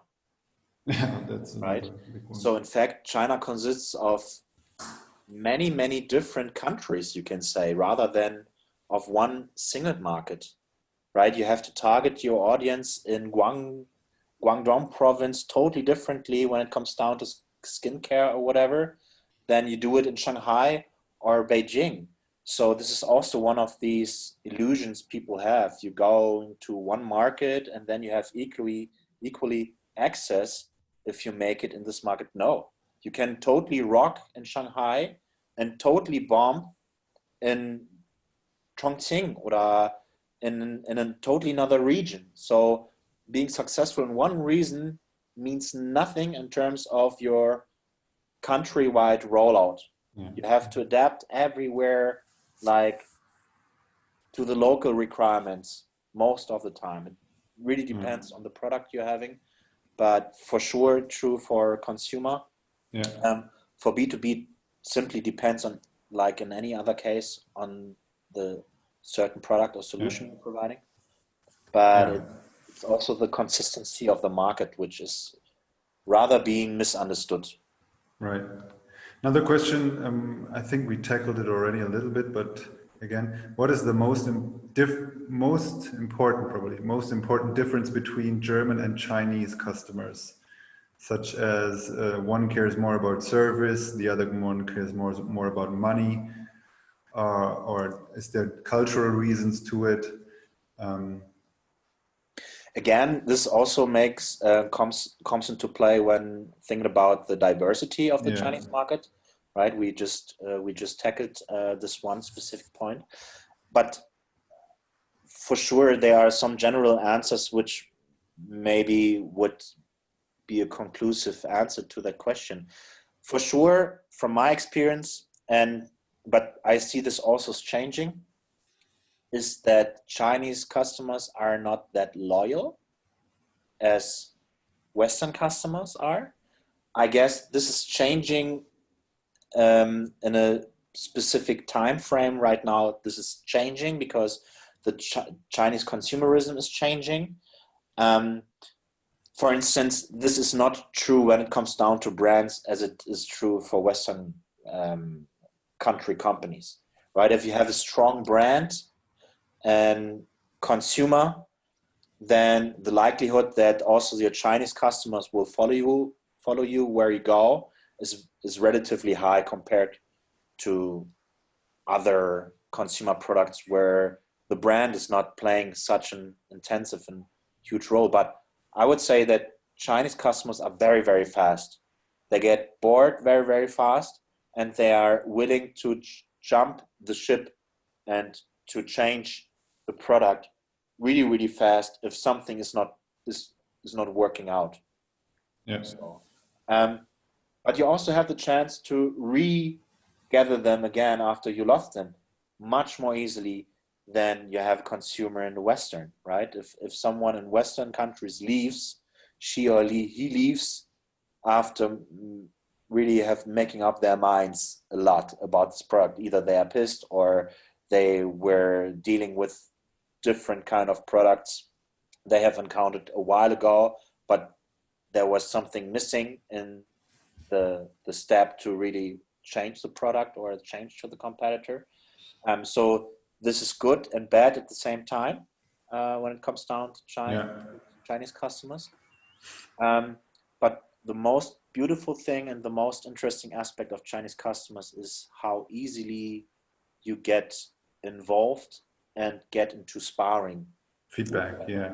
Because they're very engaging.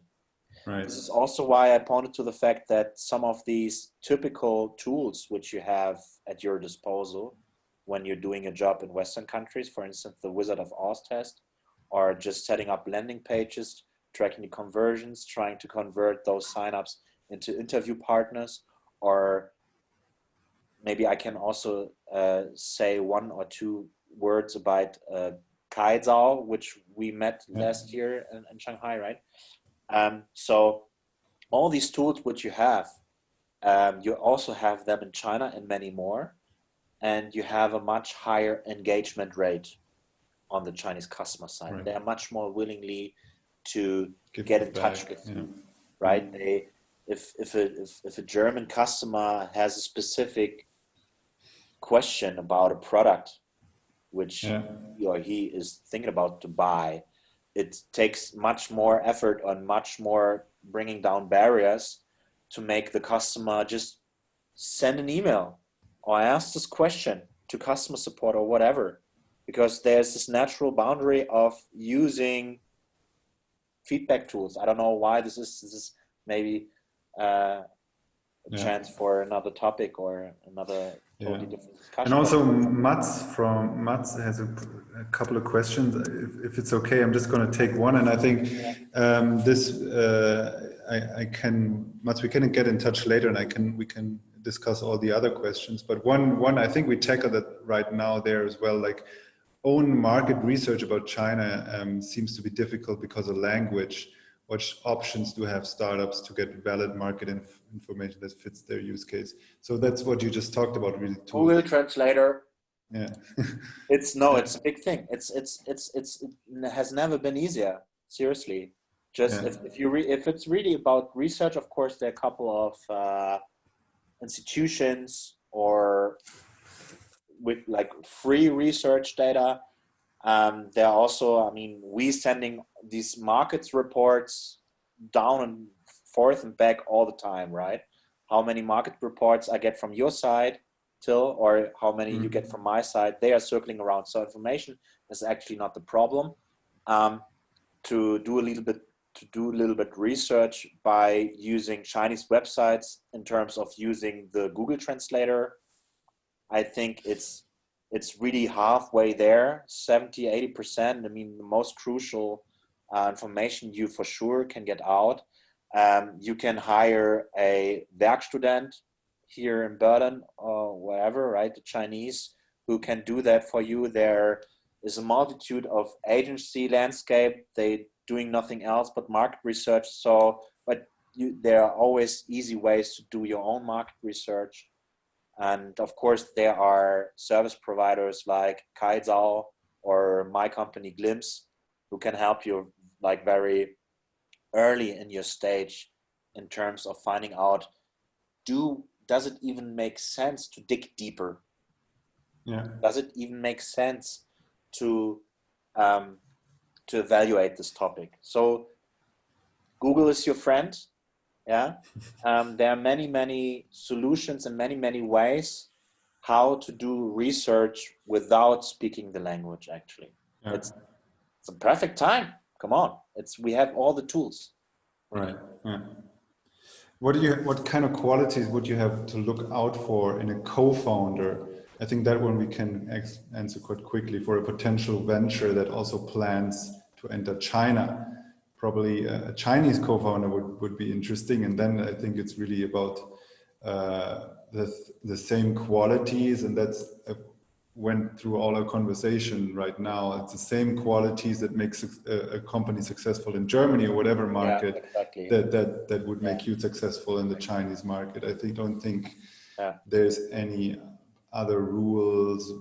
No, Yeah. look out for family. Yeah. It's really, I mean, I'm someone who's purely driven by the law of love.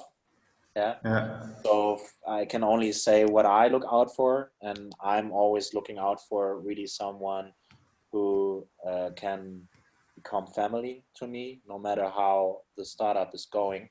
So I would always like focus really on the person himself or herself, and the willingness to get out of the comfort zone, of course, which you always should have as an entrepreneur anyway, but really like the willingness to leave your secure environment and to really to really someone who can really fall in love with the problems of people, right? Yeah.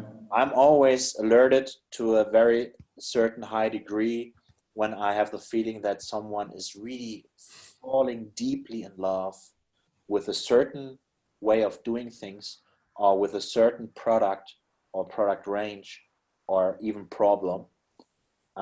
It's always good to start from a backed up research, backed up side, of course, and for the love of the solution which you're providing. I think it's a balance of trying to fall in love also with your product, but being able to pull out the love as soon as it turns out that this problem or this product is not working, and to go along with other ideas. And Right. at the end, you everyone has to find out which criteria she or he decides whether this is a good or bad co-founder, actually. Right. But these are my 2 cents. Right. Yeah, Taoshi, how is your incubator? How is TechCode working?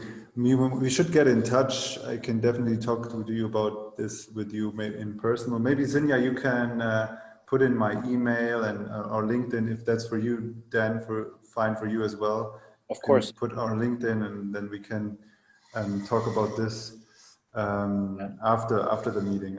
Yeah, and I would like we to don't learn much more about what this actually is, this lady has in mind. Yeah. And anything else? I think then there's one more general question from somebody.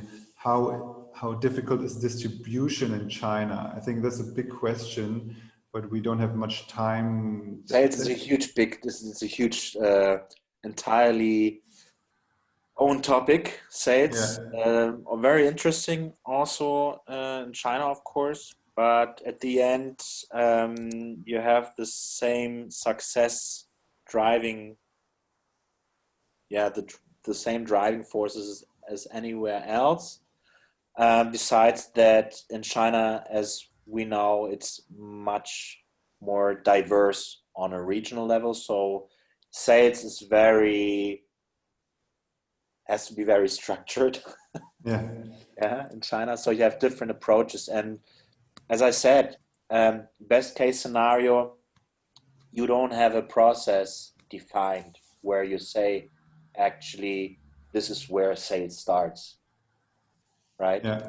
Because your sales starts with the product and the value this product is providing itself already when you're trying to be relevant in the socials, when you're communicating with your customer base through different lines, yeah, and channels. And this is also why actually this is wrong to say that you should control your product. You should control all the touch points you have with the customer group, and this is not necessarily bound to the sales. I would always go with a much weaker sales strategy in China, because if you only go with sales, if it works, it's cool, because then you know, hey, as long as we put 500K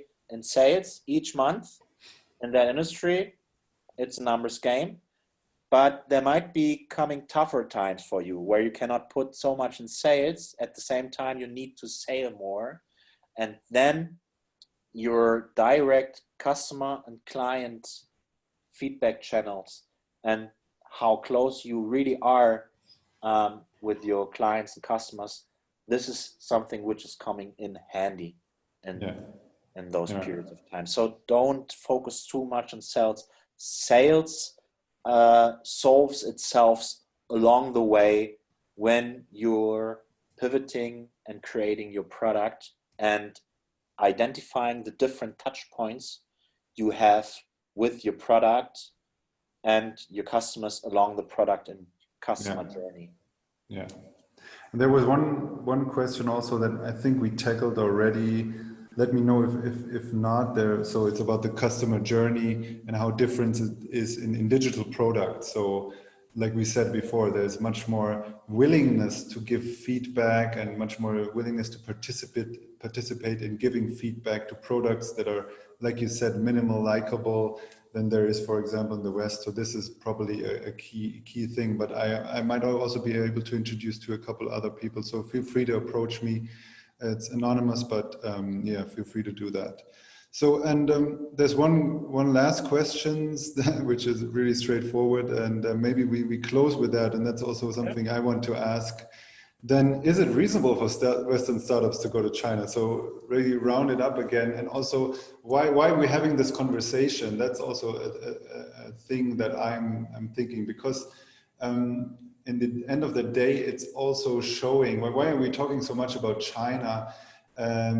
Because we don't know much about China yet. Yeah, that's also what I'm seeing. I mean, we bring a lot of startups to China. They're going to China for the first time, so they have to make this experience. And we're just starting to learn from China, or starting to see it as an inspiration or a market we can very benefit on. Of course, we're doing a lot of business with China for a long time already, but it was always for, like I said, this big market. They're buying our cars good, but we never went there to learn something. The big manager in Siemens or Daimler, he went to China for 5 years in order to push his career, came back, got a better position, and then the China chapter for him was over, you know, and all this knowledge that he probably has in the intercultural experience is not there. And now we're really starting with all these trips, with all this hype, we're going to learn about it. And I think, sorry, I just already have a couple of words here, but I think that's really the crucial thing about it, is to gain experience and then learn from that, and then maybe also in the second generation or in the second part, maybe build ventures, build startups that are much more focused on, or go into bigger companies and and give away this more, and then develop further and have actually better use cases and maybe then this whole thing will also more take off actually. Yeah, I mean, there's no easy answer, yes or no, right? Because of course it depends on the case. But if you want to have an easy answer, let's reframe the question a little bit and ask, China business, yes or no? And I say yes, and I'll tell you why. Because even if you stay home in your home country market and you don't touch the Chinese market, the Chinese are coming. Right. Yeah. So it's not a question you can even ask. I mean, you can ask and you can answer it, right? But the reality has already answered it for you because the Chinese are coming. And what do I mean by that?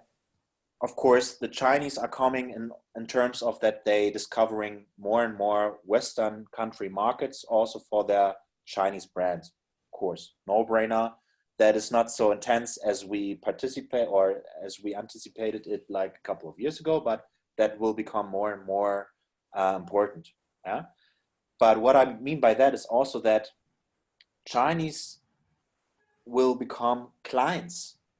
No matter where you are in China or whether you are in Germany, Chinese spread out to conquer the world, and you will find Chinese clients even in Brazil. So maybe you're a little engineering company, right? And you always said, no, we're going to keep our markets in South America, but we won't go to China. And now realizing more and more of your client base in Brazil is becoming Chinese. So what do you want to do, right? You have to deal with Chinese customers and Chinese clients in the future, that's for sure, right? And So partners and yeah. Yeah, and the Chinese have a saying, something you cannot prevent from happening, you can also welcome. Right. So just welcome the fact that you will somehow have more or less overlaps with Chinese customers, and going to China and to understand these customers for sure is always a benefit, even if it just helps you in 5 years from now. You will think back and you will maybe get into the learnings you gathered again.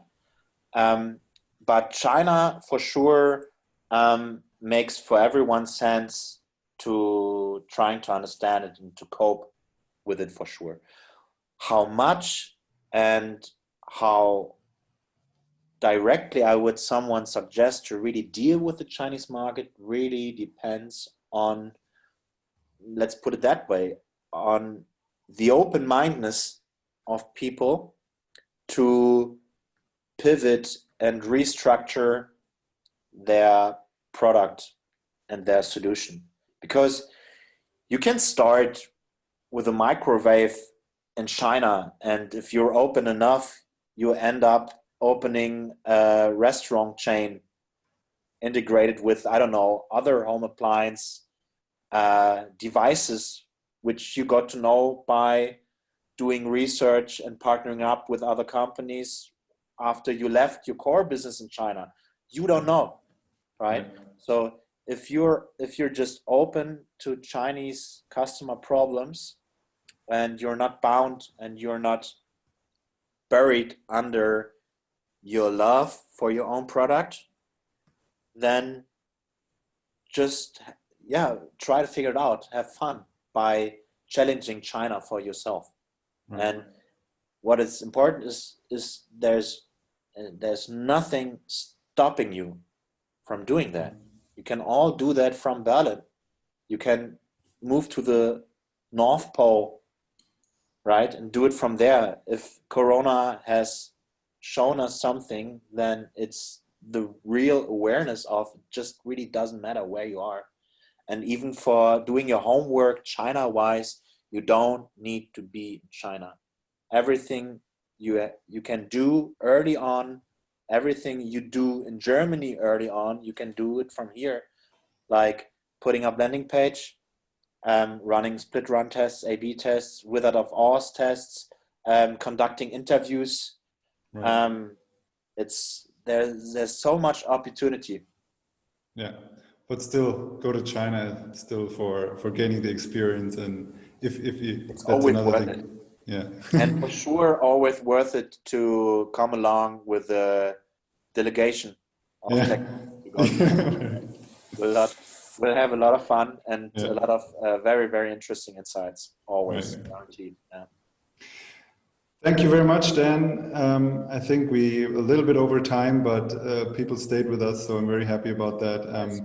Let us know if there's any question unanswered and I missed something in your question or didn't understand them correctly. Let us know. Sinja, I think, posted our contact details, and I'm also going to stay in the chat here a little bit for a little bit of time. So if you want to have a one-on-one chat in the Zoom webinar here, you can also feel free to stay. Let's answer one last question. Oh, where and I'm was it? typing it right in because Ingshu asked for it. Yeah. Ingshu, she asked, is it possible to let us know what your business fields are? Ingshu, I'm posting the landing page of my business, so you can check it out here. Right. And yeah, as you know, you can put that in the chat as well for everyone to see if you. Yeah, I did it. Okay. No, not. All right.